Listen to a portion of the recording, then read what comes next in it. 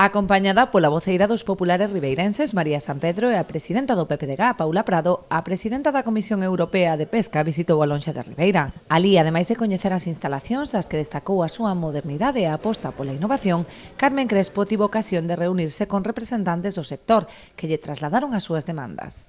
O que queremos é mostrarlle o que é este polígono industrial para nós, que é a nosa lonxa, a lonxa de Ribeira, gracias tamén á súa xerencia por abrirnos as portas desta casa, e como non, pois mostrarlle todo o traballo que se leva a cabo aquí no día a día e tamén pois as preocupacións que a nosa xente do mar pois ten a día de hoxe, que sabemos que Carmen pois vai a levar a nosa voz tamén ao que é esa Comisión de Pesca na Unión Europea. A presidenta comprometeuse a facer chegar estas demandas ao novo comisario europeo, co obxectivo de reflotar un sector clave para diversificar a costa.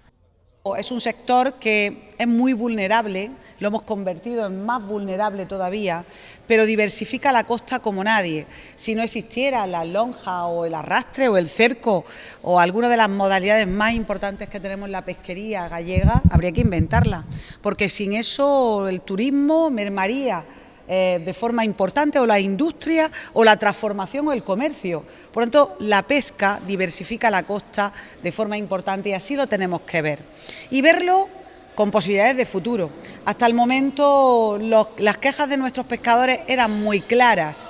La sostenibilidad está muy bien y los primeros que quieren que los caladeros estén en las mejores condiciones son nuestros pescadores.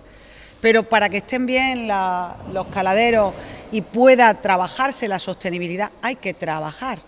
Y lo que se ha mermado es la capacidad de pesca durante todos estos años.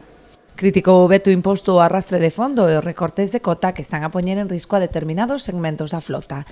Entre os seus obxectivos destacou a necesidade dunha reforma da política pesqueira común. Hay una reforma real de la política pesquera común, esa reforma que después de una década es absolutamente necesaria, teniendo en cuenta que hay temas obsoletos o difícil de cumplir.